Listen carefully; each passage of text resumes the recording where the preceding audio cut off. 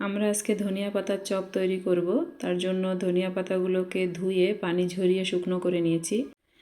এবার একটা বাটির ভিতরে বেসন নিয়ে নিচ্ছি, স্বাদমতো লবণ দিয়ে দিচ্ছি, বেকিং সোডা দিয়ে দিচ্ছি,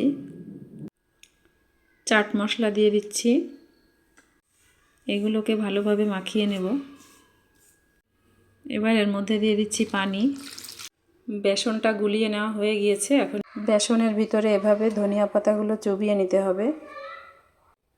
চোবানো হয়ে গিয়েছে, এখন তেলের ভিতরে ছেড়ে দেব। হালকা আঁচে ভেজে নিতে হবে যেন পুড়ে না যায় আর ভিতরে ধনিয়া পাতাগুলো সিদ্ধ হয়ে যায়। ভাজা হয়ে গিয়েছে, এখন উঠিয়ে নেব। খাওয়ার জন্য ধনিয়া পাতার চপ রেডি।